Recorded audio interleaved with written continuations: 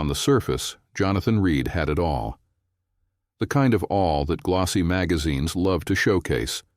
A sun-soaked vineyard estate stretching across the most coveted acres in Napa Valley.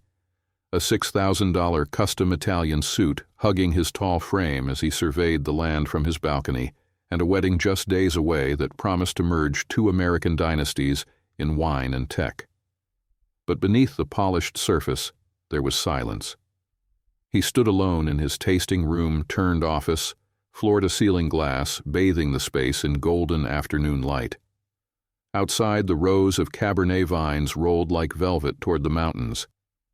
His estate, Lorena, was bustling with florists, planners, and security teams, all moving with choreographed precision. Drones buzzed overhead, capturing behind-the-scenes footage for the exclusive lifestyle feature Vanessa had negotiated with Vogue Living. Inside, Jonathan swirled a glass of his reserve red and didn't drink it. He didn't smile much these days, not in a way that reached his eyes. At 42, he had gone from Wall Street's most feared closer to California's most celebrated vintner in less than a decade. He'd rebuilt his fortune with his bare hands, after burning the first version of his life to the ground. People said he was brilliant, visionary, untouchable. No one called him happy. His phone buzzed on the marble countertop. A text from Vanessa. 3 more RSVPs confirmed. Barack's chief of staff and Oprah's decorator. This is going to be iconic. He stared at the screen, typed nothing. Jonathan had proposed not out of love, not really. Vanessa Chen was brilliant, beautiful, and born for press releases. She understood partnerships, how their names looked on headlines, how their brands could amplify each other. She'd even agreed to his prenuptial terms with the kind of cool efficiency his lawyers envied. He respected her. But that didn't stop the ache in his chest every time she spoke about the launch instead of the wedding. A knock broke the quiet. Thomas, his longtime vineyard manager, stepped in. Rugged and sun-weathered, Thomas had been with him since the beginning, back when the soil still smelled like bankruptcy. "You've got press at the front gate again," Thomas said. "Some influencer wants early access, claims she's doing a pre-wedding TikTok series." Jonathan raised an eyebrow. "Let security handle it." "And your mother called twice. Says she wants final approval on the guest list. I told her you were busy." Jonathan sighed. "I always am." Thomas hesitated, then added, "You sure about this, John? Getting married, merging the business, becoming the new power couple of the valley?" Jonathan forced a smile. "That's the plan." But the truth pressed against his ribs like an unspoken confession. Somewhere deep down, a voice he hadn't listened to in years whispered, "This isn't it." Later, as the estate quieted and the sun slipped low over the hills, Jonathan wandered down to the barrel room, his sanctuary. He ran his hand over the oak casks, listening to the slow drip of aging wine. The scent was sharp, alive, honest. This was what grounded him, what kept him sane. The rhythm of nature, the patient alchemy of grapes becoming something lasting, something worth waiting for. He remembered a moment 5 years ago, on a Brooklyn sidewalk slick with spring rain. A woman with coffee-dark eyes and a laugh like wind chimes had handed him a book of poetry and kissed him like she meant it. Her name had been Elena, a schoolteacher, grounded, curious, annoyingly sincere. He'd spent 6 months wrapped up in her world, eating bodega bagels, riding the subway, learning what it meant to be real.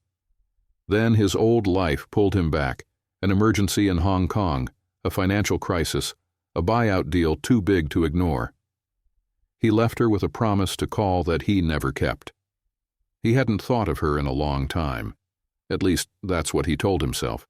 Now, on the eve of becoming America's most eligible husband, she haunted him. Not because he missed her, but because, for a short while, she had seen through all of it. The titles, the headlines, the money, and loved the man buried underneath.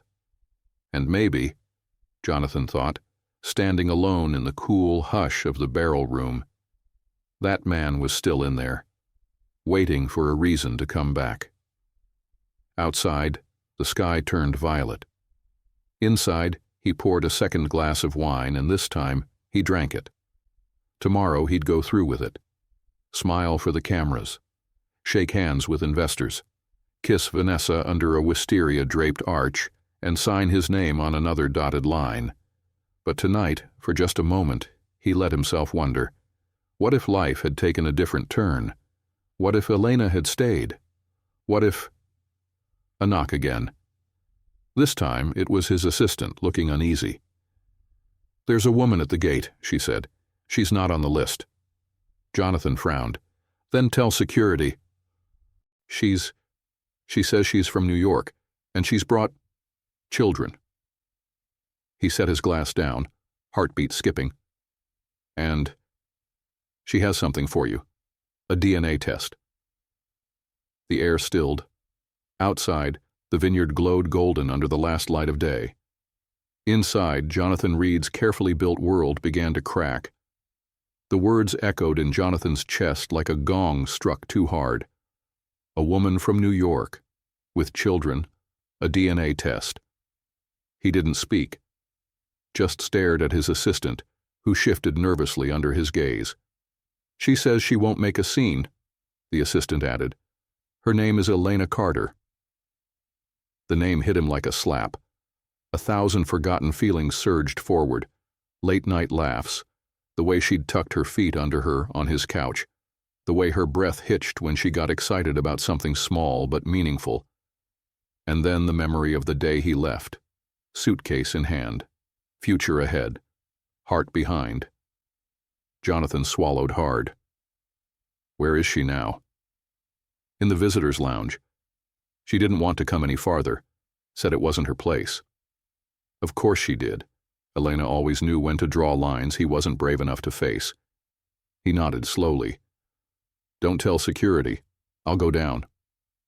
As he made his way across the estate, past hedges trimmed into floral initials and staff setting up firefly lanterns for tomorrow's welcome dinner, the weight in his chest grew heavier. With every step, the air seemed thicker, the past closing in with every breath. He pushed open the double doors of the visitors' lounge. And there she was. Not the 20-something woman he remembered in rain-wet jeans and a paint-stained hoodie. This Elena was different, stronger somehow, softer too. Her curls were pulled back, loose tendrils framing a face that had weathered 5 years of life without him. She wore a dark green dress, simple but elegant, and in her hands was an envelope she gripped like it might vanish. 3 girls sat beside her on the leather couch, identical in the way that knocked the wind from his lungs. They were maybe 4, maybe 5. All had his eyes, hazel, flecked with gold, like his father's, like his. Elena stood slowly. "Hi," she said. His mouth was dry. "You came. I wasn't planning to." She looked down at the envelope. "Then I saw the announcement. Jonathan Reed marries tech heiress in $10 million vineyard wedding. I thought maybe it was time." His eyes drifted to the children. One had a purple headband with stars. Another twirled her curls with both hands. The third stared straight at him, arms crossed like a tiny bodyguard. He couldn't find his voice. "Are they?" She nodded, holding out the envelope. "Yours. All 3. He reached for it but didn't open it. His hands were shaking. "We had a thing," Elena continued, her voice calm but tight. "You left. I didn't know how to find you, and when I realized I was pregnant, it felt like I was the only one who could make the decision." He ran a hand through his hair, backing up half a step. "And you never called?" "I tried," she said quietly. "Your number didn't work. I wrote one letter, then another. I kept them for a while. Then I stopped." The girls were whispering now, giggling softly. He stared at them. His daughters. "I didn't come to wreck your wedding," she added. "I came because they deserve to know who they are, And you deserve the truth, even if it's late." He finally looked at her. "Why now?" One of the girls piped up before she could answer. "Because Jade saw your picture in a magazine and said, 'That man has my eyebrows.'" Jonathan blinked. The girls burst into laughter. "They know?" he asked. "Only that you're someone important," Elena said. "They know they don't have a dad like other kids. I've told them that sometimes grown-ups have complicated stories." Jonathan sat down slowly on the leather armchair across from them. "You should have told me," he said, not unkindly. "I should have," she agreed. Silence filled the room like fog. Not heavy, just dense, unsettled. Finally, the one with the star headband climbed off the couch and stood in front of him. "Are you our dad?" Jonathan's throat tightened. I don't know what to say." She nodded, like she'd expected that.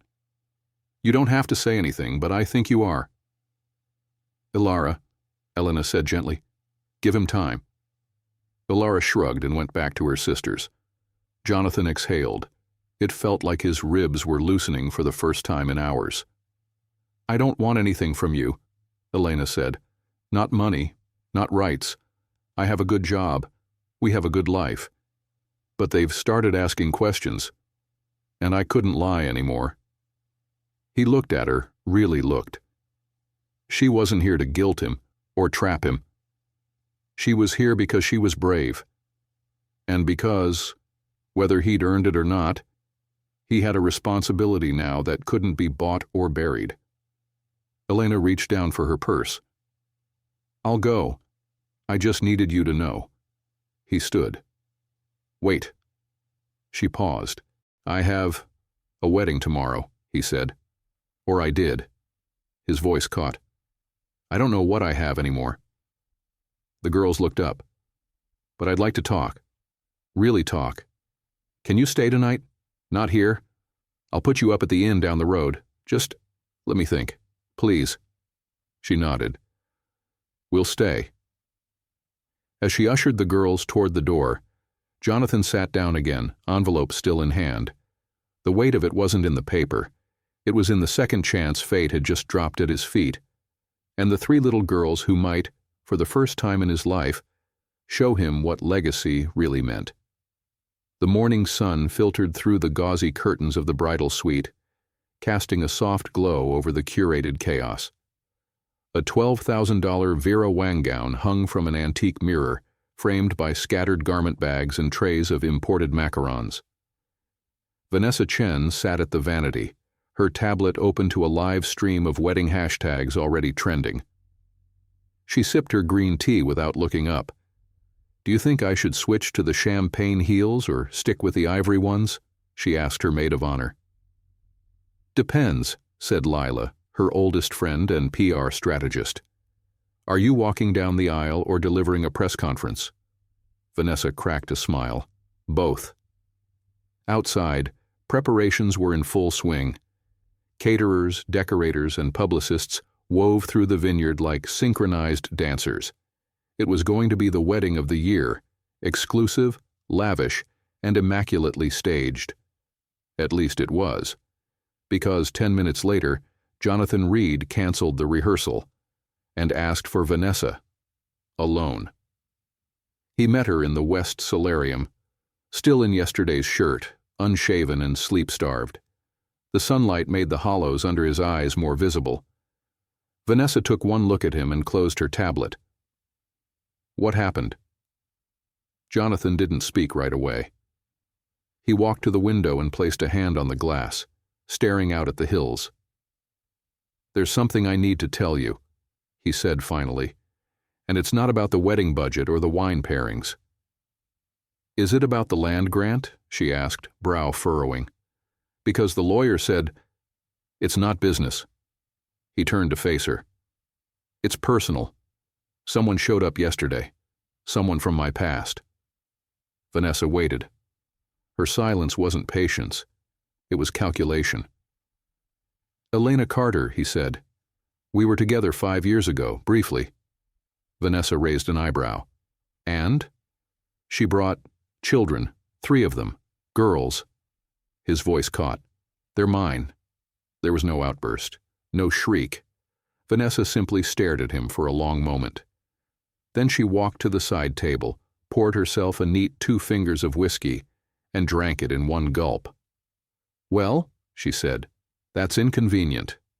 Jonathan exhaled, guilt pressing into his spine. "I didn't know. I swear. She raised them on her own. No lawsuits, no requests. Nothing. And she shows up now? Because they asked questions. Because I was in Forbes and one of the girls saw me. They have my eyes, Vanessa." Vanessa set the glass down with precision. "And what do you expect me to do with this information? Postpone the wedding? Smile for the cameras while you sort out your surprise family?" "I don't expect anything," he said quietly, "but I can't go through with it. Not now." She crossed her arms, eyes sharp. "Is this about her?" Jonathan hesitated. "It's about them." Vanessa laughed once, low and bitter. God, it's always the ones who claim to be above drama that end up creating it. He didn't argue. "Do you love her?" she asked suddenly. He blinked. "What?" "Elena, do you still love her?" "I don't know," he admitted. "But I know I've missed 5 years of my daughter's lives, and I can't miss another day. I owe it to them to show up." Vanessa nodded slowly. Then she reached for her engagement ring, slid it off, and placed it gently on the table. "Well," she said, "that was a hell of a partnership proposal. I'm sorry." She met his eyes. For the first time, she looked tired, really tired. "Don't be. We were building something impressive, but it wasn't love. We both knew that." He wanted to say more, but she waved him off. "Go figure it out. I'll handle the press. This'll be my last charity project under your brand." Jonathan didn't fight it. She deserved her own closure, not some half-hearted consolation. By noon, word spread through the estate like wildfire. The wedding was postponed indefinitely. The decor team packed up orchids. The chef canceled the soufflés. Half the guests hadn't even landed yet. By 2 o'clock, Jonathan stood on the porch of a quiet inn 10 minutes from the estate, watching a mother and 3 girls feed ducks at the pond. He had no plan, no script, no idea how to walk back into the lives of people he'd never met. But he walked anyway. Elena turned when she saw him. She wore jeans, sneakers, and a soft gray cardigan he didn't recognize. She looked more beautiful than he remembered. Not because she was styled, but because she wasn't. The girls looked up, curious. Jonathan knelt beside them. "Hey," he said, voice cracking. "Mind if I sit?" Elena didn't answer, but she didn't stop him. He sat. The girl with the purple headband, the one he now knew was Jade, handed him a piece of bread. "You have to rip it small," she said. "The ducks can choke." He nodded. "Thanks." The ducks waddled closer. One nibbled at the water's edge. After a beat, Elena looked at him. Her voice was gentle but direct. "You really canceled it?"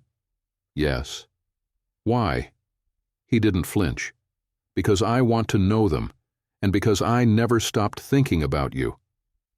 For a long moment, she said nothing. Then she whispered, "You have no idea how much that scares me." Jonathan looked down at his daughters. "Me too." And for the first time in years, that fear felt like hope. Later that afternoon, Jonathan sat in the back garden of the inn, beneath a pergola laced with dormant wisteria. It was quiet out here, just the occasional chirp of birds and the low hum of highway noise in the distance. The triplets had retreated inside with a coloring book and 3 different flavors of juice. Elena had stayed behind. She leaned against the wooden post, arms crossed, not defensive, just uncertain. "Why did you really come back out here?" she asked, breaking the silence. He didn't answer right away.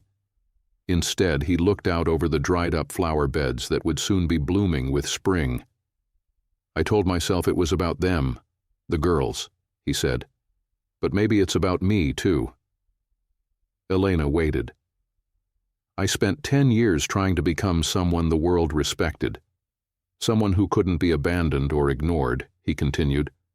I thought if I made enough money, if I built something untouchable, I'd finally feel like I mattered. He turned to her. But the last 24 hours have done more to crack me open than the last 24 years. Elena's gaze softened, but her voice stayed steady. You can't just show up and rewrite history, Jonathan. They're not some PR pivot. They're little people with routines and questions and scraped knees. They don't care about your wine empire. I know, he said. That's what terrifies me. She nodded slowly, tucking a strand of hair behind her ear. You didn't just miss birthdays and Christmases. You missed sleepy Saturday mornings, first words, first fevers. Jade is terrified of thunderstorms. Arya sleeps with 3 stuffed rabbits. And Lily, she doesn't trust easily. You don't just get to walk into their lives and be daddy. He looked down. Then tell me how to start. She let out a long breath. You start small. Just then the girls came bounding back outside. Mom, can we show him? Jade asked, already holding a construction paper crown. Elena glanced at Jonathan. That's up to him. He stood. Yeah. I'd love to see it. Jade handed him the crown, purple with glitter and one bent corner. We made these last week, for our pretend royal family. Arya's the queen. Lily's the guard. I'm the event planner. Jonathan smiled. That tracks. And we didn't have a king. But maybe... Jade hesitated, then held out a smaller crown. You can try this one. He crouched to their level and accepted the crown, clumsy with emotion. It didn't fit, of course, meant for a doll, not a grown man, but he balanced it on top of his head anyway. Perfect, Arya said approvingly. Lily circled him, arms folded. You're tall. Guilty, he replied. She narrowed her eyes. Are you going to leave again? Elena stiffened. Jonathan knelt in front of her, the tiny crown tipping slightly. I don't plan to. But did you leave before? I did. I didn't know about you. But if I had, I don't think I ever would have. She studied him for a long time, then finally gave a solemn nod. Okay. He exhaled. Come on, Jade said. Let's show him the worm we found. Arya wrinkled her nose. It's not alive anymore. Jonathan glanced at Elena, who offered a helpless shrug and the barest hint of a smile. Moments later, he was crouched in the grass, 3 little girls giving him a guided tour of bugs, rocks, and half-finished fairy houses. And somewhere between a ladybug funeral and a juice box explosion, the cracks in his chest let the light in. That evening, after the girls had collapsed into a sugar and sunlight-fueled nap, Jonathan and Elena sat on a bench just outside the inn's porch. A string of old Edison bulbs glowed overhead. The air was crisp with the scent of early spring and leftover rain. You were good with them today, she said quietly. I was guessing half the time. You still showed up. He nodded, then turned to her. Why'd you really come? You could have sent the DNA results and walked away. No drama, no explaining. I almost did, she admitted. But I kept thinking. Someday they'd ask. Someday they'd want to know. And I didn't want to say, he didn't care, or he never even saw you. I had to give you the choice. He looked at her, eyes dark with something tender and unspoken. Thank you for that. Elena didn't respond right away. She watched the light glinting off the wine bottle someone had forgotten on the next table over. Vanessa's gone? She asked finally. Yes. And everything you built with her? It'll take a hit, he admitted. But it wasn't real. Not like this. Not like you. A long silence passed between them. Not awkward, just full. You were the first person who ever made me feel like more than what I had to offer, he said. Elena turned to him. You were the first person who made me believe in more. Their eyes locked, two people holding years of regret, hope, and unfinished sentences between them. But before either could speak, a small voice rang out from the open window above. Mommy, Arya took my stuffed bunny. Elena stood already in motion. Be right back. As she disappeared inside, Jonathan leaned back on the bench, the stars blinking awake above him. Everything was a mess. But for the first time in years, it felt like the right kind. The next morning, Jonathan returned to Lorena alone. The vineyard estate was unnervingly quiet. No decorators, no cameras. The floral arch was gone. The only thing left from the wedding that wasn't was a lone white rose petal caught in a crack along the cobblestone path. He found Thomas by the fermentation tanks, clipboard in hand, expression unreadable. You're back, Thomas said. Briefly, Jonathan replied, slipping his hands into his jacket pockets. I wanted to check in before I head to the city with them. Thomas nodded, then wiped his brow with the sleeve of his flannel. You should know. Your mother called. Jonathan's jaw flexed. Of course she did. She wants a meeting, said you've got explaining to do, and that your personal lapse is becoming a public liability. Her words. Jonathan laughed dryly. Always the warm welcome. Thomas looked at him. You okay? No, Jonathan admitted. But I'm getting there. A pause stretched between them. You really think you can do this? Thomas asked. Jump from this life to fatherhood overnight? I'm not jumping, Jonathan said. I'm walking into it, cautiously, barefoot. Thomas cracked a smile. Well, you're going to bleed either way. Jonathan returned to the main house and stood in the dining room, staring at the table where the wedding brunch had been scheduled. Crystal glassware still sparkled from yesterday's polish. The silence was heavy, not with regret, but with recognition. His life wasn't built to hold what was coming. It was built to impress, to dominate, to outpace. Now he needed to learn how to slow down. He picked up his phone and dialed. Hello? Elena's voice came soft and groggy. I'm sorry to wake you, he said. The girls are already up. Two of them are arguing over sock colors. What's going on? I'm heading back to the city for a few days, he said. I have to meet with my board. My mother's stirring things up. You don't need to explain. I do, though, he said. Because I want to bring you all back to Napa after, not for a media story, for something real. She didn't answer right away. Elena? You've barely spent a day with them, she said quietly. You haven't seen what it means to actually show up, the missed school pickups, the grocery aisle tantrums, the constant stretch of never feeling like enough. I want to, he said. Let me. You're not used to people needing you like that, Jonathan, not without conditions. I know, but I'm learning. He could hear her breathing on the other end, slow, measured. I'm not asking for perfect, she said, but I need to know you're not doing this because of guilt or impulse. I can't let them be hurt. They won't be. You can't promise that. No, he said, but I can promise I'll try. Every day. And when I screw it up, and I will, I'll keep showing up anyway. There was a pause. Then finally she spoke.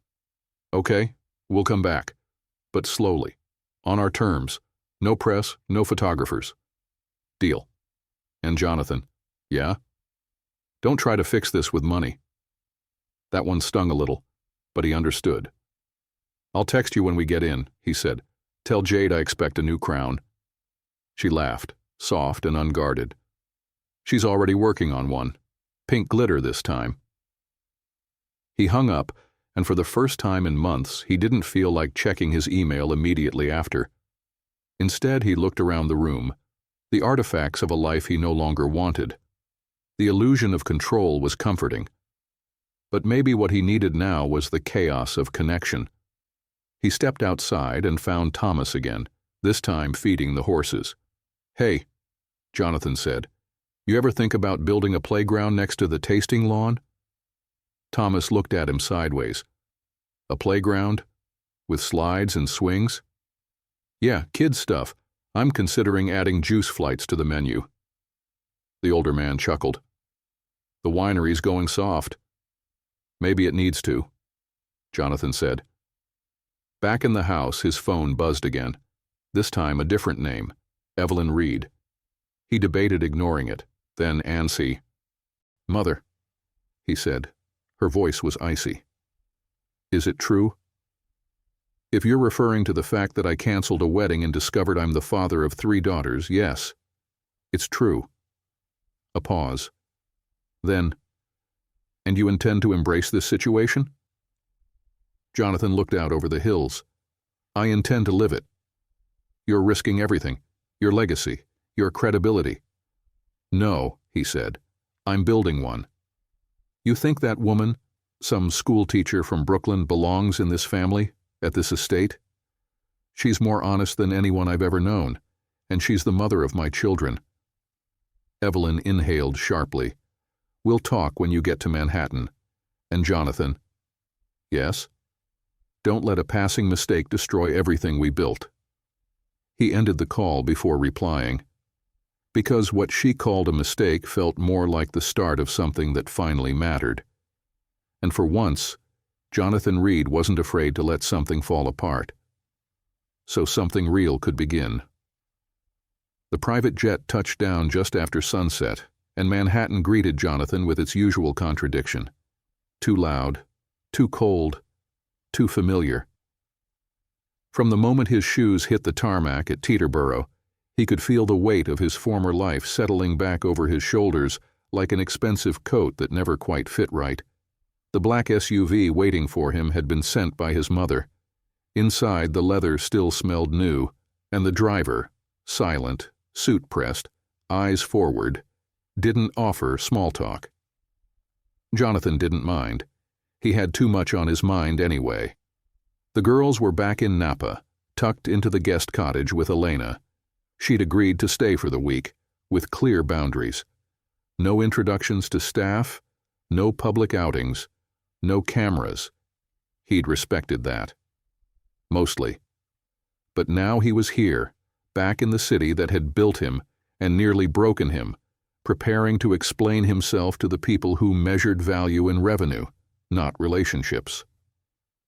His mother had called for an emergency board meeting. It wasn't officially labeled as such. Evelyn Reed never did anything so inelegant. She preferred phrases like corrective strategy sessions and legacy stabilization. But Jonathan knew the truth. She was afraid. Not just of scandal, but of him becoming something she couldn't control. The car pulled up to the glass and steel tower that bore his name, Reed and Crane Global Investments, the empire he'd walked away from 5 years ago when he turned in his resignation, bought a vineyard, and told himself he wanted a simpler life. Only now, simplicity had come in the form of 3 little girls who didn't care about Forbes lists, and a woman who once made him believe in a version of himself he hadn't seen since. He took the elevator to the 40th floor. The boardroom was already full. His mother sat at the head of the table, flanked by men in designer suits and women with expressions carved from ambition. Jonathan scanned the room. 8 members total, 6 of whom owed their positions directly or indirectly to Evelyn. This wouldn't be a conversation. It would be a trial. He didn't sit. Instead, he stood at the far end of the room, hands at his sides, and waited. Evelyn finally looked up. "I assume you know why we're here." "If this is about the canceled wedding, you can save the theatrics," he replied. "There's no crisis, just a shift in priorities." "Don't patronize me, Jonathan," she said, her voice like chilled steel. "You've publicly humiliated the company and exposed us to speculative risk. There are rumors. Investors are calling. And now there are children involved?" He raised an eyebrow. You say that like it's a scandal and not biology. One of the board members, Carolyn Franks, longtime COO, cleared her throat. Jonathan, no one's attacking your character, she said, in that polite corporate tone that always preceded a knife in the back. But you have to understand, family entanglements raise concerns, especially when tied to your public profile. So what are you proposing? Jonathan asked. That I hide my daughters? Sweep them under the rug so the quarterly projections look shinier? Caroline flinched. Evelyn didn't. I'm proposing that you remember who you are, Evelyn said. You're not a hobbyist winemaker. You're the face of this family, this company. I'm a father, he said, louder than he meant to 3 little girls who had the bad luck of inheriting my name and none of my presents until 5 days ago. You think I'm going to abandon them now because someone's uncomfortable? Evelyn's expression didn't change, but her knuckles whitened where they gripped her Mont Blanc pen. This isn't about comfort. It's about responsibility. Exactly, Jonathan said, and for the first time in my life, I'm living it. Silence fell. Not the kind that follows defeat, but the kind that signals a new phase of battle. Evelyn stood. If you continue down this path, I'll be forced to call for a vote of confidence on your position as managing partner. I still control 2 board seats, and I assure you, sentimentality won't win votes. Jonathan stepped closer, his voice lower now. Then call it. I'd rather be voted out than live 1 more year pretending any of this matters more than what's waiting for me back in California. His mother looked him in the eye. For a moment, something passed between them. Not anger, not fear. Recognition.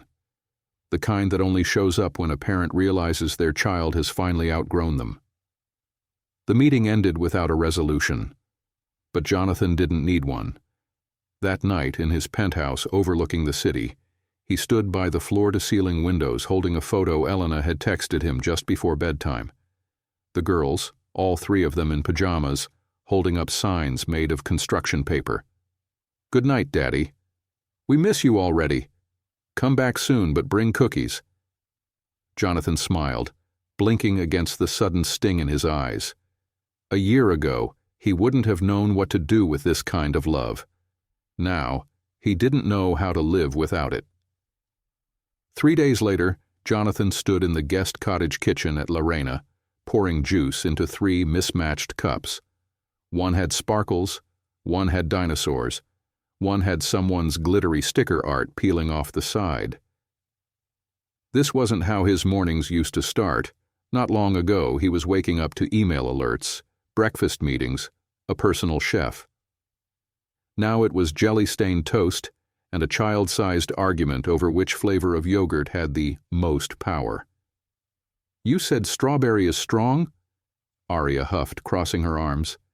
Yeah, Jade said, tapping her spoon like a gavel. But blueberry is brave. I'm brave, Lily muttered. I don't even like yogurt. Jonathan blinked. Anyone want just toast? They all shouted, no, in overlapping chaos. Across the room, Elena watched from the sink, amused, arms folded in a sweatshirt that had once been his. She'd rolled the sleeves to her elbows, and the casual intimacy of it made something tighten in his chest. This was the first morning they'd shared a space as something like a family, and it scared him more than a hostile boardroom ever had. When the girls finally trooped off to build a blanket fort in the sitting room, Elena joined him at the counter.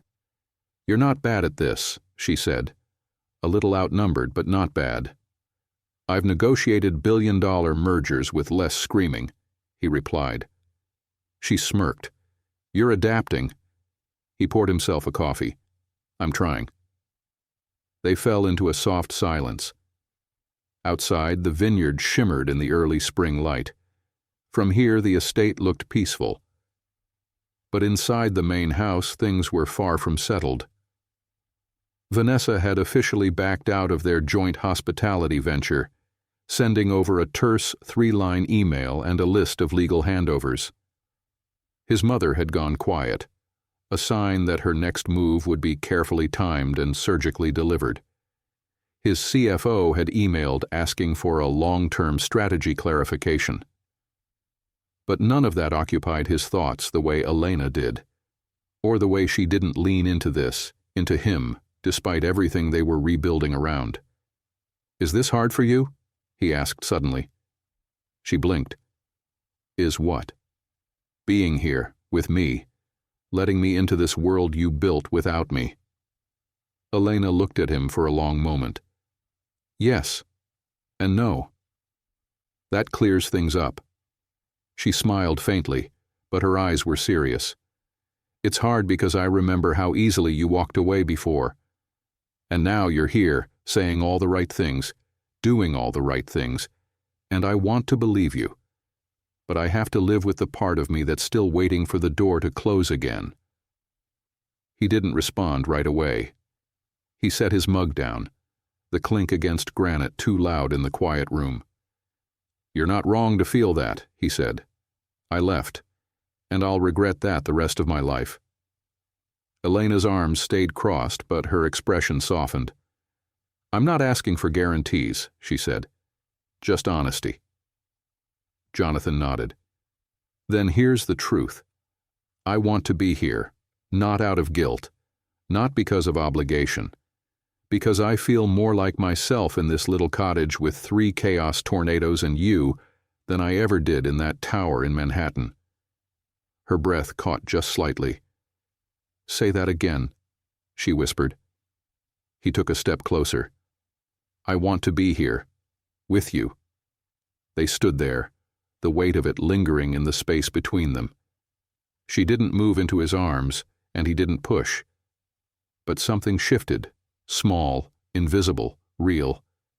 They weren't where they were before, but they weren't nowhere anymore. A knock at the front door broke the moment. Elena turned, frowning. "You expecting someone?"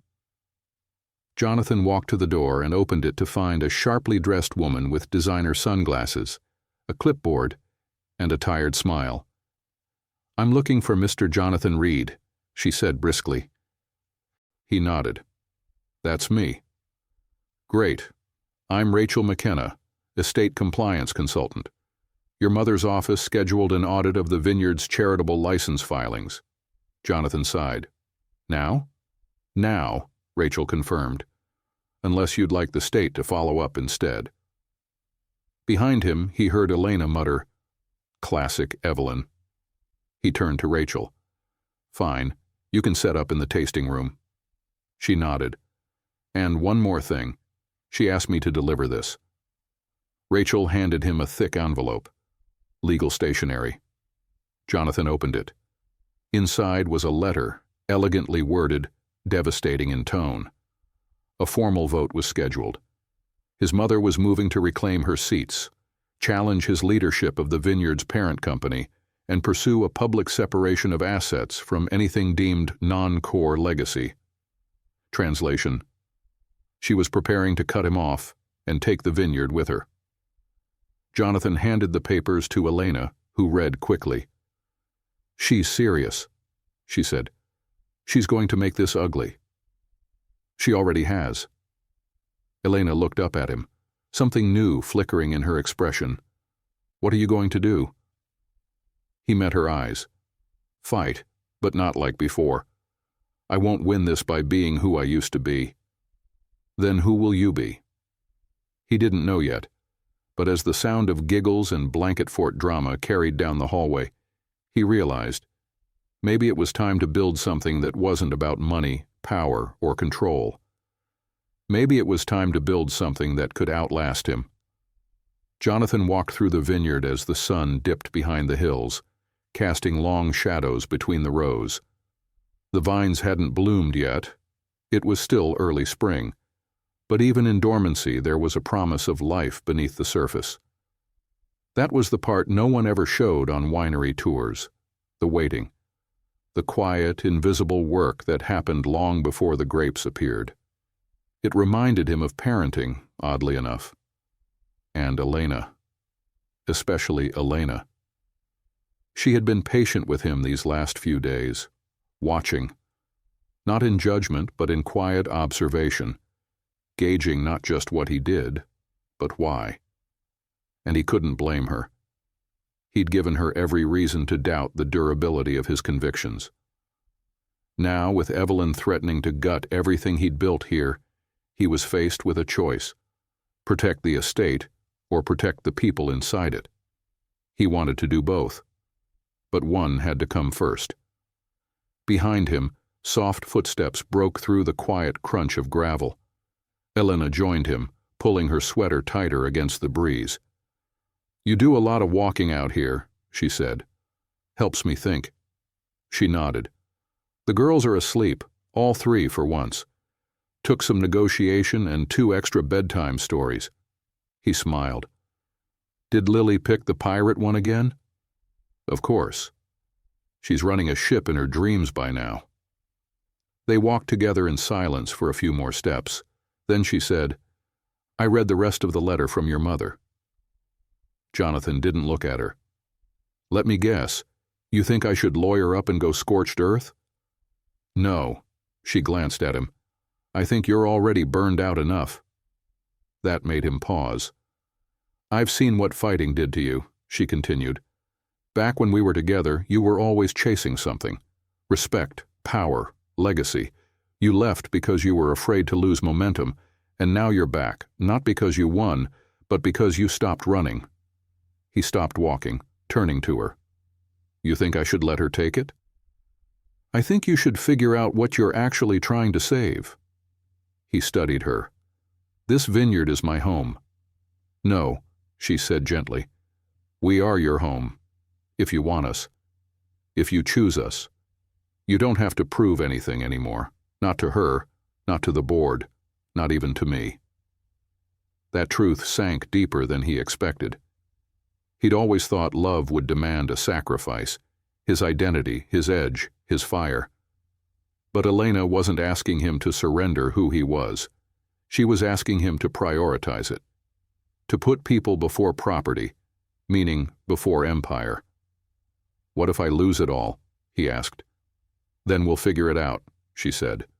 "You're not alone anymore." A light flickered in one of the upstairs cottage windows. A shadow moved past it, likely Jade getting up to find her stuffed bear or deliver a midnight monologue about dinosaurs. He let out a breath. "I've never had anything I was this afraid to lose." "Then maybe you finally have something worth keeping." They kept walking, the silence between them now rich instead of tense. The next day, Jonathan called an emergency meeting, his own this time, not with the board, but with the core people who helped run Lorena, the vineyard manager, the event coordinator, the winemaker, the chef, and a few others who'd become more family than staff. They met in the barrel room. No suits, no PowerPoint, just raw conversation. "I won't keep you long," Jonathan began. "You've all heard the rumors. And yes, Evelyn Reed is trying to force a restructuring that would take this vineyard out of our hands." Murmurs rippled through the room. "I've spent years trying to build this place into a legacy," he said. "But I forgot something. Legacies aren't built in land deeds and wine labels. They're built in people, in community." He looked around the room, into the faces of people who had worked through droughts, frost, and a global pandemic to make this place breathe. "So I'm changing the structure of Lorena," he said. "We're becoming a cooperative. 51% will be transferred into employee ownership. The rest I'll retain, with the caveat that it can't be inherited by anyone but my daughters." The room went silent. Thomas, standing in the back, gave a single nod. "Evelyn won't be able to touch it," Jonathan continued, "and even if she tries, she'll be fighting all of us."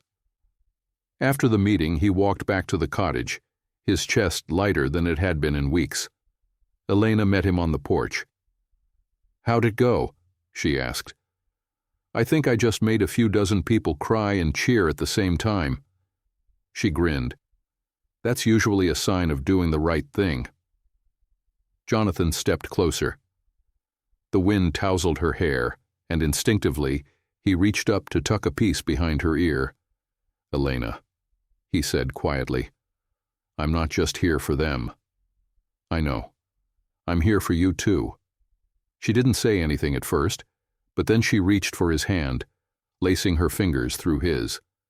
"Well," she said, "it's about time." And in that simple gesture, in the strength of her hand wrapped around his, he felt the first roots of something he hadn't known he was missing, something that finally felt permanent. The quiet didn't last.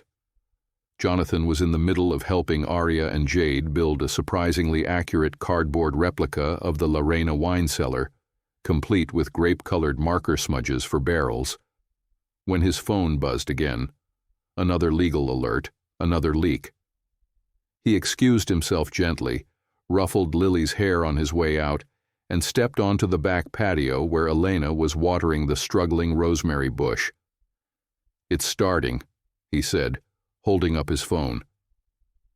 She looked at the screen, brows tightening. Exclusive. Billionaire winemaker's secret children, inside the scandal that crashed his wedding. The article had already been picked up by 2 national outlets. There were photos, blurry but unmistakable, of him holding Jade's hand, Elena stepping out of the inn, the girls in matching dresses the morning after the wedding was canceled. "Who took these?" she whispered. "My guess? Someone from the original wedding team. Probably someone Vanessa fired when she left." "Your mother?" Elena asked. Jonathan nodded grimly. "Or at least her publicist. They knew exactly how to frame it, make it look like some hidden affair, like the girls were proof I've been living a double life." Elena leaned against the stone railing, her knuckles white around the watering can. "This is what I was afraid of. They're just kids." "I know. And now they're clickbait." He hated the look in her eyes, hurt mixed with guilt, as though this fallout was her burden too. "I'll fix it," he said. "You can't unring this bell. I can sure as hell make it mean something else." She turned toward him, searching his face. "What are you going to do?" He didn't have a full answer yet. But he knew one thing: hiding wasn't working. Denial wasn't protecting them. If his enemies were going to twist the truth, maybe it was time he told the real story, himself. "I'm going to do an interview," he said finally. "No spin, no corporate filters, just me." Elena blinked. "You hate interviews." "I hate lies more." She looked at him for a long moment. "You'd do that?" "For them," he said. "For you." Later that night, after the girls were tucked in and the cottage had settled into its soft, warm silence, Jonathan made a call to a journalist he trusted, Nina Hammond, a former business columnist who'd written a fair but scathing profile on him years ago. She'd since left the financial world and started an independent platform focused on human interest stories. "I never thought I'd hear from you again," Nina said after the second ring. "I never thought I'd have something real to say," Jonathan replied. They talked for 20 minutes, about the vineyard, the girls, the wedding, the truth. He didn't spin it, didn't hold back. At the end of the call, Nina asked the one question he hadn't prepared for. "Why now?" He looked at the framed crayon drawing on the wall, Jade's stick figure version of their royal family. "Because for the first time, I care more about who I am than what I have." The story broke 3 days later. Reclaiming Legacy. Jonathan Reed on fatherhood, failure, and starting over. No glossy photos, no stylized video clips, just black and white portraits taken in the vineyard, him with his sleeves rolled up, Elena holding Lily's hand, the girls chasing butterflies in the background. He talked openly about the mistakes, about leaving Elena, about missing those first years, about the day she showed up at his gate with a manila envelope and changed everything. The response was immediate and mixed. Some praised his honesty, others called it damage control.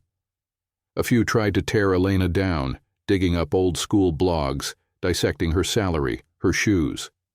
But through it all, something unexpected happened. Lorena's customer base grew. Families started booking visits. A blogger praised their new family-inclusive picnic menus. A local parenting magazine named Jonathan Dad of the Week, which he found both hilarious and surreal.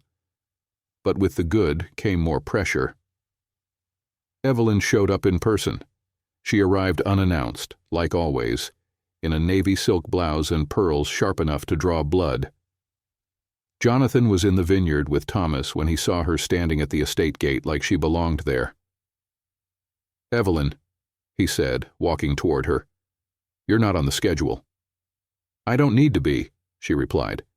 "This is still my land." "Not for long." She handed him a folder, thick, bound, heavy. "This is your out. Quiet settlement. You dissolve the employee ownership plan, I step down from the board quietly, and the press machine disappears." He flipped through it. Gag orders. Non-disparagement clauses. Even a clause requiring that Elena and the children remain private for a minimum of 5 years. He closed the folder and handed it back. "No." Evelyn's eyes narrowed. "Jonathan, don't be foolish. You're building a life on sentiment that won't last." "I'm building it on truth," he said. "You're the one who's terrified of what lasts, because love doesn't come with a board seat." Evelyn took a breath, her mask cracking for a flicker of a second. "You'll regret this." "I regret a lot of things," he said, "but not them. Never them." She turned and walked away without another word, her heels clicking like war drums on the stone path. That night, Jonathan found Elena in the backyard, watching the girls chase fireflies with old mason jars. She didn't speak, just walked over, slipped her hand into his, and stood there in the dark with him. "You did the right thing," she said. "I hope it was enough." Elena leaned her head on his shoulder. "Sometimes doing the right thing doesn't fix everything, but it changes you. And that's enough for me." For the first time in years, he believed her. The cottage was quiet, too quiet. Jonathan sat at the edge of the bed in the guest room, still dressed in the clothes he'd worn during his mother's surprise visit. The night pressed against the windows, and from the girls' room came the soft, rhythmic breathing of sleep. 3 little lives he was still learning to protect. But it was Elena's silence that unsettled him. She hadn't said much since dinner. She'd helped the girls with baths, folded tiny pajamas, answered Lily's endless questions about why fireflies glowed, then retreated. No anger, no coldness. Just that careful, distant grace she wore like armor when something inside her cracked. Now she stood by the window in a long t-shirt and a cardigan, arms wrapped around herself, looking out at the vineyard. The moonlight lit the planes of her face, the slope of her neck, the stillness in her eyes. "You're somewhere else," Jonathan said. She didn't turn. "Just thinking." "About Evelyn?" "Number about us." That answer landed heavy in the space between them. "Elena." "I saw the contract," she said, still staring out the window. "What she offered, what she asked of you. And I know you turned it down. I know you made the right choice." "But?" She turned then, and her face held no bitterness, just exhaustion. "I didn't come here for war, Jonathan. I didn't come to be used in some high-stakes family rebellion. I brought the girls here because I thought maybe you'd be ready to show up, not just to fight, but to love, to stay. I am staying. I believe you want to, but that's not the same." He stood slowly, trying to close the space between them. "You're scared I'll disappear again. I'm scared you won't know how to stay even if you want to." That truth hit harder than any boardroom ambush ever had. Elena walked over to the dresser and pulled something out. An envelope. I wrote this the week after you left New York, she said, holding it out. I never sent it. I kept it in a drawer, then a box, then moved it from apartment to apartment like something I didn't know how to throw away. He took the envelope slowly, eyes searching hers.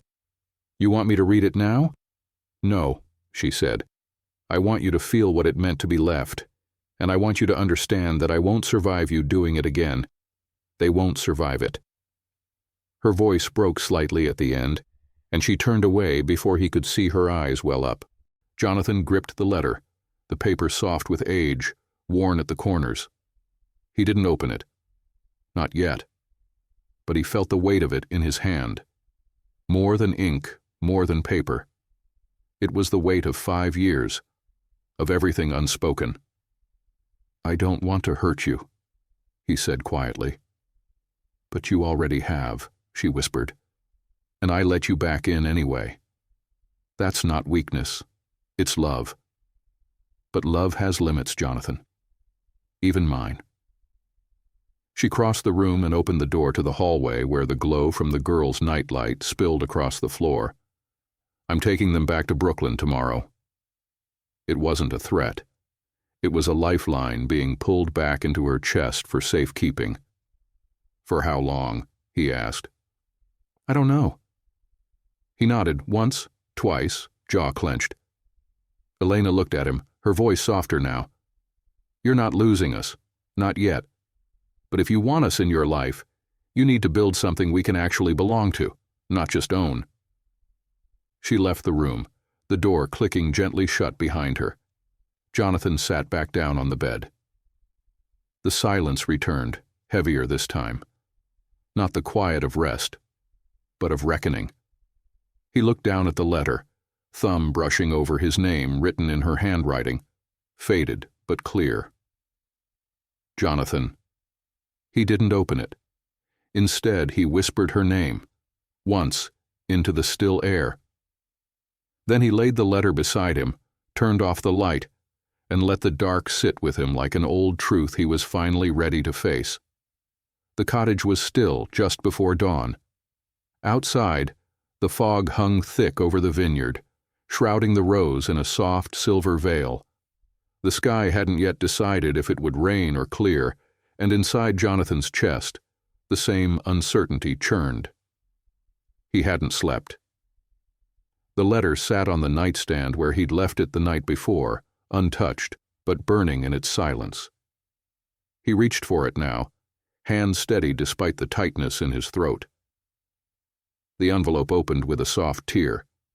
Inside, the paper was lined and folded once, creased from years of being kept and moved and remembered. Jonathan unfolded it and began to read. Jonathan, I don't know why I'm writing this.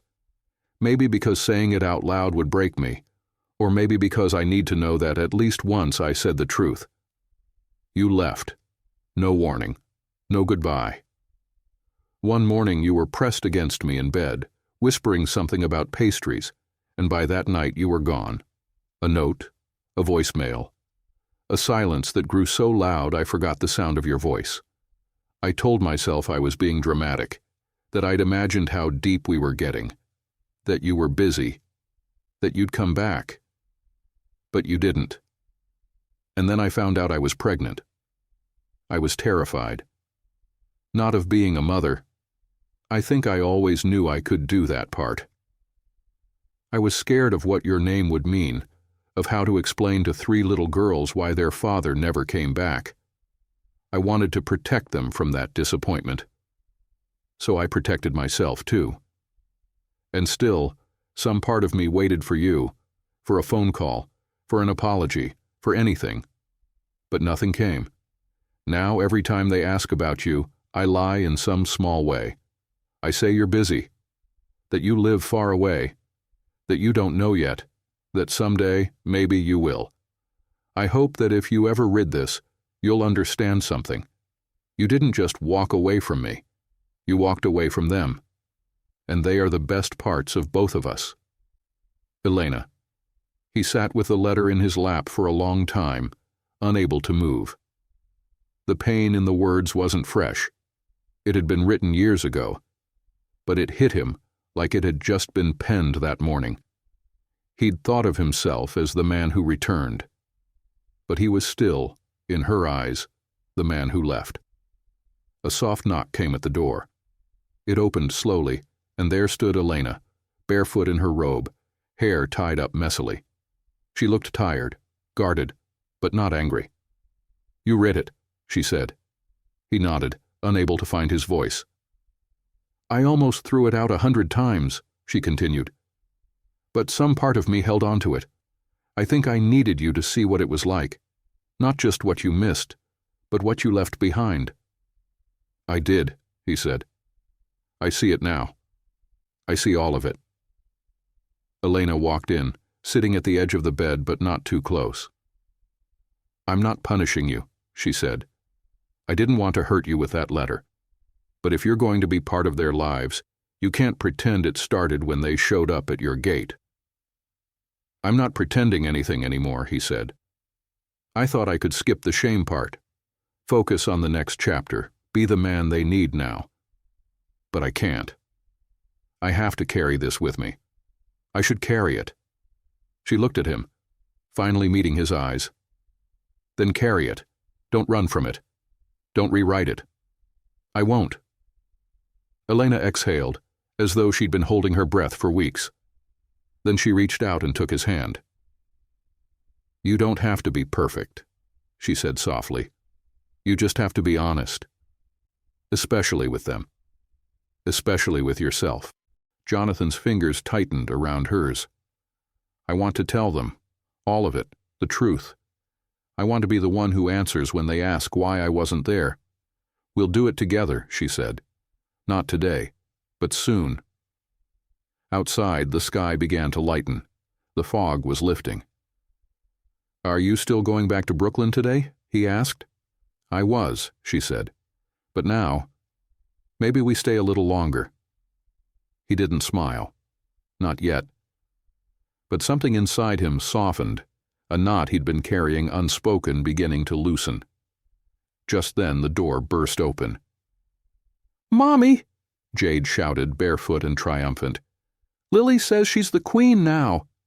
"I am," Lily declared from behind her, holding a hairbrush like a scepter. "And Daddy's my royal butler." Jonathan stood, laughing. "I can work with that." Elena looked at him, a trace of a smile on her lips, then turned to the girls. "Fine, Your Majesty, but your court requires cereal and clean socks." As the chaos swirled, Jonathan felt the shift, not in title or status, but in belonging. He wasn't a visitor in this story anymore. He was in it, all the way in, and this time he wasn't going anywhere.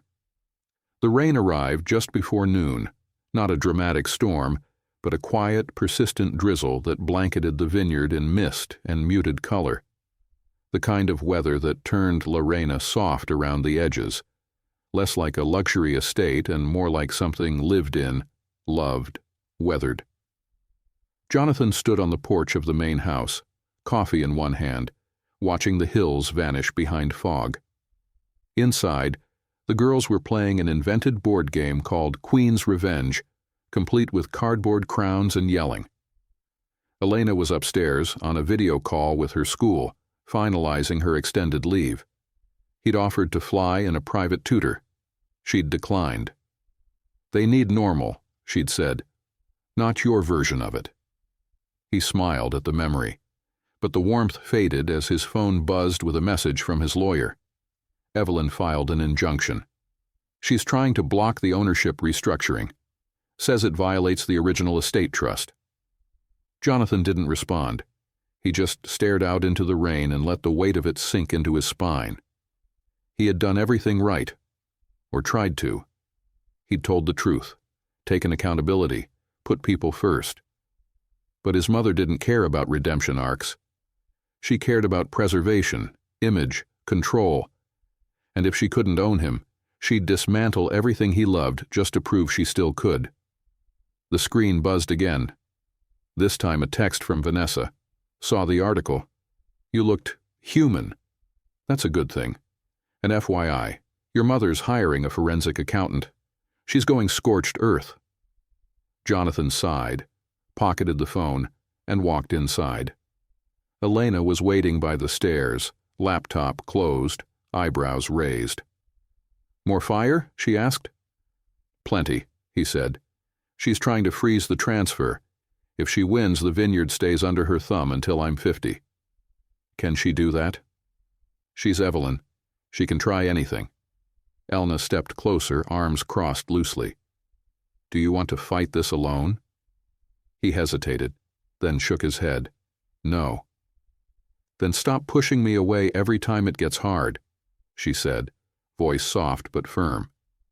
"You keep showing up for the girls, and I love that, but I'm here too. And if you want this to be more than damage control, we've got to stop pretending you're the only one with something to lose." That landed, not as criticism, but truth. "I don't know how to be in this kind of relationship," he admitted, "where I don't have the final say, where I don't fix everything." She smiled, tired but kind. "Good. Then maybe this time you'll actually build something that lasts." He reached for her hand and she let him. A beat passed before he said, "Would it be crazy to ask you to stay permanently?" She tilted her head. "A little. But would you consider it?" "I'd consider us, if you mean it." "I do." He leaned in and she met him halfway.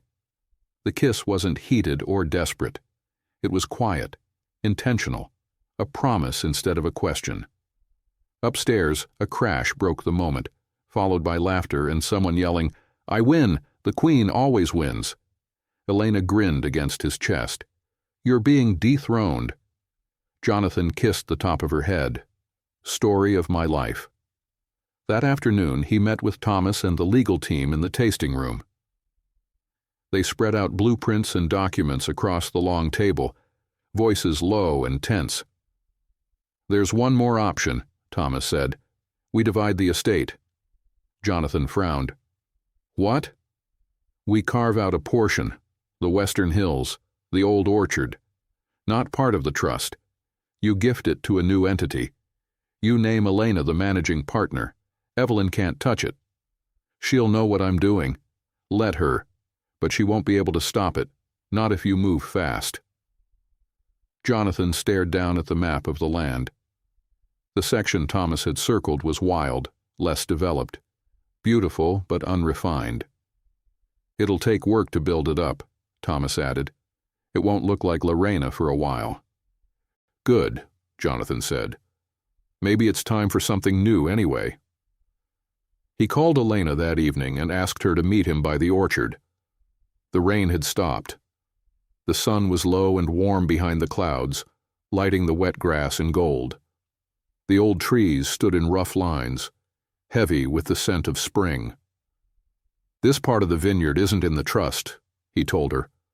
"My father bought it in a side deal years before the rest. It's off the books. Evelyn can't claim it."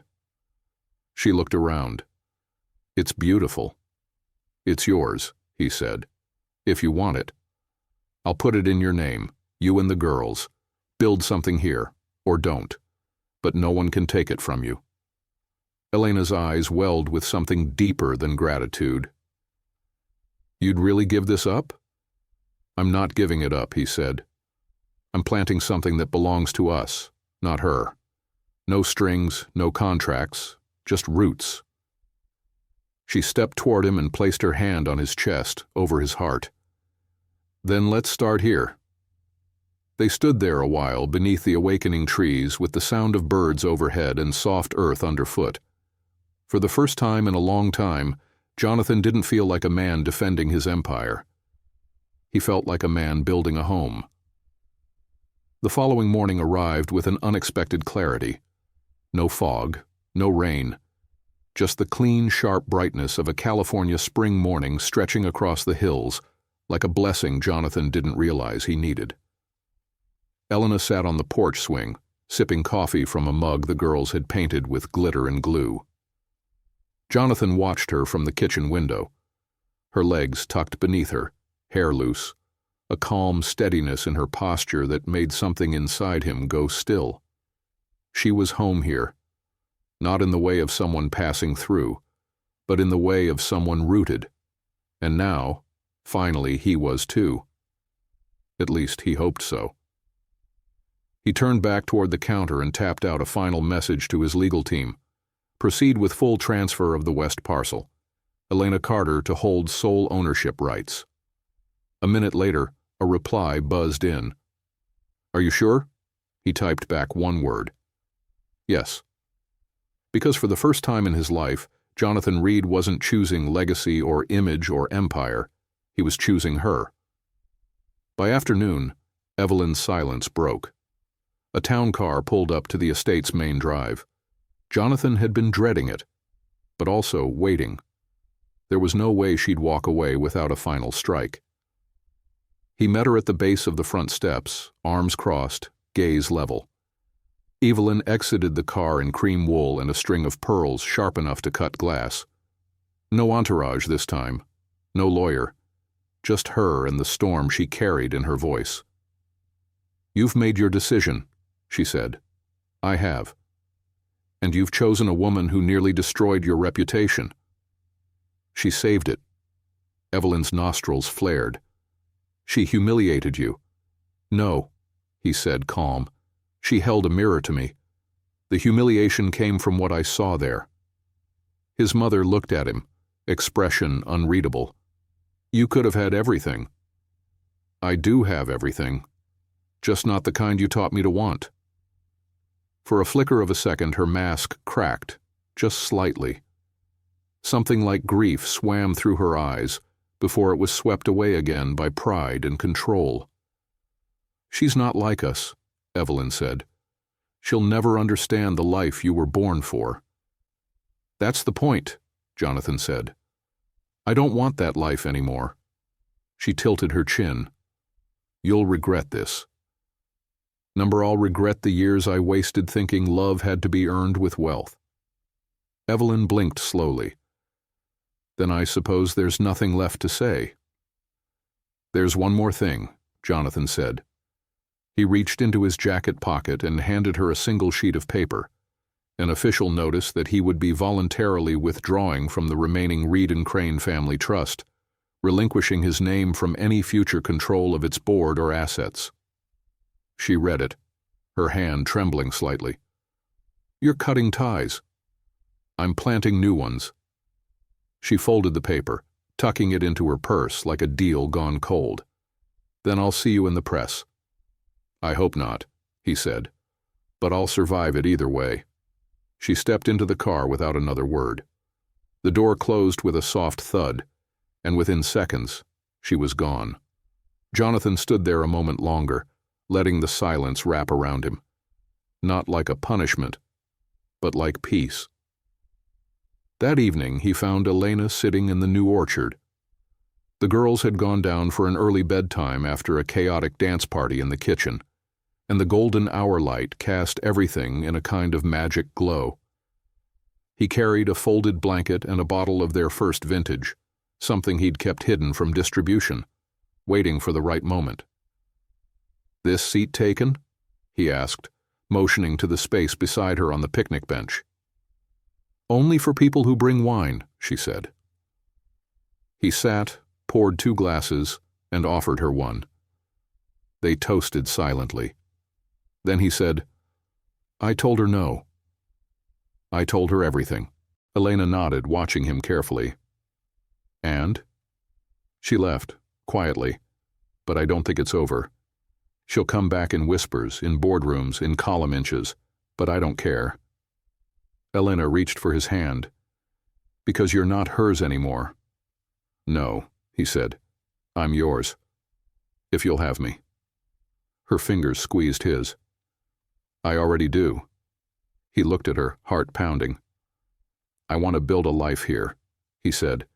With you, with the girls, not just as a guest or a father, or even a man making amends, but as someone who's finally ready to belong to something real. She smiled softly. Then you're already home. He reached into his pocket and pulled out a small velvet box. She inhaled sharply. This isn't a ring, he said. Yet. It's a key. Inside the box sat a hand-carved key with an engraving on the side, E+J. Start here. The old house near the creek, he said. The one I was going to renovate for guest quarters. I'm turning it into a home. For us, for them. No staff, no pretense. Just a place we grow into. Elena's eyes glistened. She took the box, then his hand, and kissed his palm. It's perfect, she whispered, because it's real. And as the stars blinked awake above the vineyard, Jonathan Reed finally felt something he'd never known before. Not victory, not conquest, not control, but love. Grounded, unshakable, and deeply earned. The wedding was nothing like the first one had been. No drones, no designer florists flown in from Paris, no exclusive wine pairings curated for a celebrity guest list. There were no signature cocktails or custom monogrammed ice cubes. Instead, there was a long wooden table dressed in wildflowers that the girls had picked from the orchard. There were folding chairs borrowed from the community center in town. And there was Elena, standing barefoot in a simple ivory dress beneath the old fig tree, her curls loose, her eyes steady, her smile the only luxury Jonathan needed. The triplets walked ahead of her, carrying little baskets of petals, though Aria had taken liberties and included glitter, and Jade had swapped her petals for sprigs of rosemary, for fragrance. Lily walked slightly behind, holding the train of Elena's dress with solemn focus, like she'd practiced it for weeks. She probably had. Jonathan stood waiting, his heart thudding like it had just realized this was real. This was his, not a dream, not a moment borrowed from someone else's life. Elena met his gaze and held it. "You're sure?" she whispered, once they were face to face, hands clasped. "Never been more," he said. "I've built things that look like forever. This feels like it." The officiant, a retired school teacher who Elena had known since childhood, smiled warmly as she began. They wrote their own vows. Elena went first. "I never needed perfect," she said. "Just present, just honest. And you came back not as a man trying to fix the past, but as someone ready to build a future. With me, with them. That's all I ever wanted." Then Jonathan.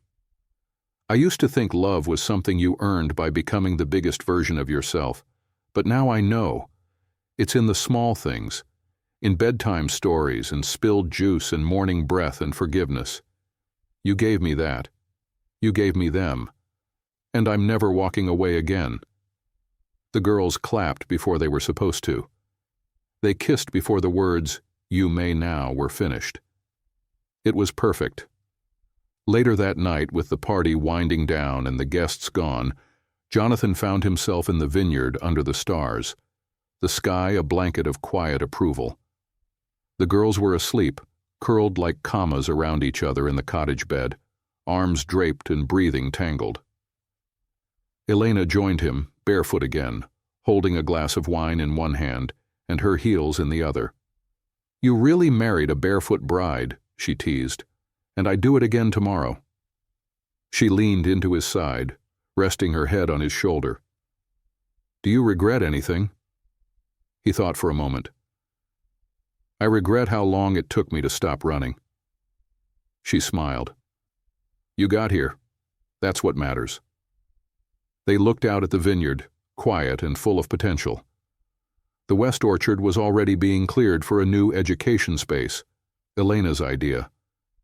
A place where local kids could come learn about farming, sustainability, storytelling. Life. Jonathan had offered to fund it. Elena had said yes, but only if your name doesn't go on the sign. He'd laughed. It was the most grounded he'd ever felt. "You know," she said, "I used to picture this very differently." "Yeah?" "I always imagined marrying someone safe, predictable, someone with a 401k and a family calendar and a favorite grill." Jonathan grinned. "I can buy a grill." "I know, but you surprised me." "Good surprise or bad surprise?" Elena kissed his cheek. "The best kind. The kind that makes everything before it feel like the prologue. He pulled her closer, inhaling the scent of lavender in her hair. "You think we're ready for this?" he asked. "God, no," she laughed. "But we're showing up, every day, and we're building something that matters. That's more than readiness." He turned to her then, brushing a thumb against her cheekbone. "What if I still mess it up?" "You will," she said.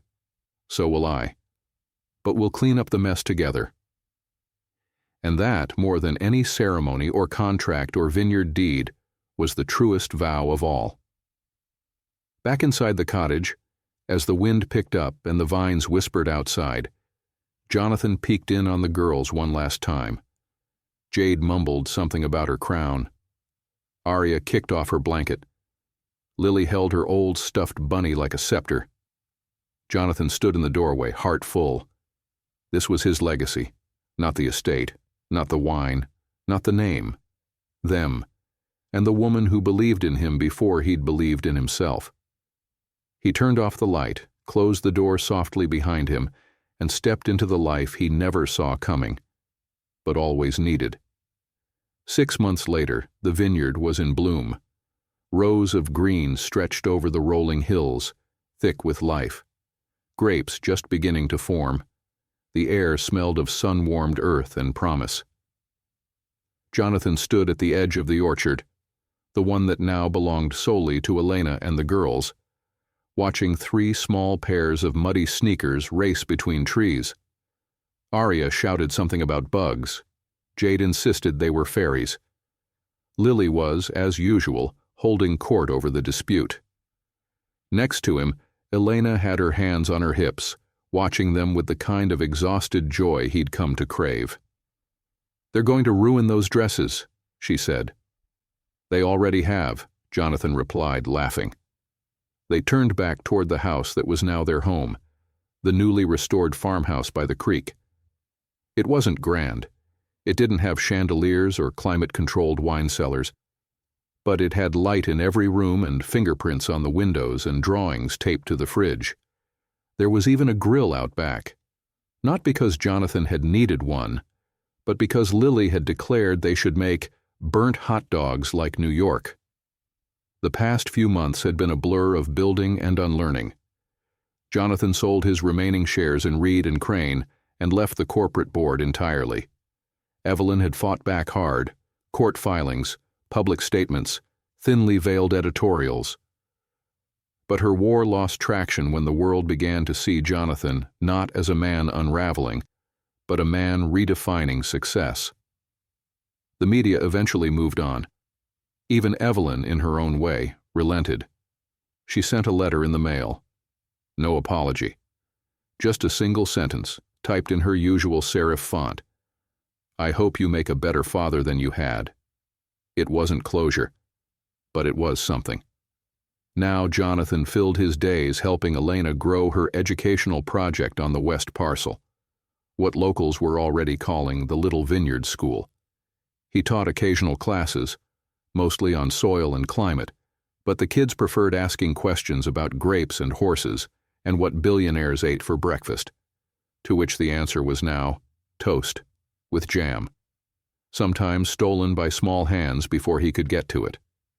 He still wore the suit occasionally, at fundraising events, or when investors tried to buy a piece of his name. But he always came home early. He never missed bedtime anymore. Elena walked over and slipped her hand into his. "So," she said, "have you figured it out yet?" "Figured what out?" "What kind of man you are now." He paused. "I think I'm still becoming him." "Good," she said, leaning into him. "Because the man who thinks he's already done growing? That's the one you were before." He turned to her, heart full. "Do you ever miss it? The city?" He nodded. "Sometimes," she admitted. "I miss bagels, subways, noise, strangers who pretend they're not watching you cry on a park bench." He smiled. "But I wouldn't trade this for any of it," she added. "Because this is mine, ours." He looked back at the girls, now trying to convince a baby goat to wear a tiara. You think they'll remember all this when they're grown? Elena shrugged. Some of it. But what matters is that they'll remember the feeling. That they belonged. That they were safe. Loved. Jonathan swallowed hard. That's all I ever wanted. And now you're giving it, she said. Every day. They stood there a while, letting the quiet settle. Then Elena pulled something from her back pocket and handed it to him. A folded paper, soft at the edges. One of Jade's drawings. It was the 5 of them, standing together under a sun that wore sunglasses. Jonathan was holding hands with Elena. The girls were all wearing crowns, and above them, in crayon-scrawled letters, Our family, not for sale. He laughed. Accurate. She wanted to mail it to Forbes.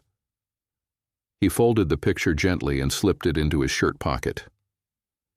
As the sun began to dip, casting golden light across the vines, Elena whispered, Come on. It's almost dinner. We promised them pizza night. Jonathan looked at her, then at the world they'd built from the ruins of what he'd once thought success meant. He reached for her hand again. And as they walked back toward the farmhouse, toward their daughters, toward the ordinary magic of a life finally lived without masks or conditions, he realized something. This wasn't a new chapter. It was the real beginning. And for the first time it was enough.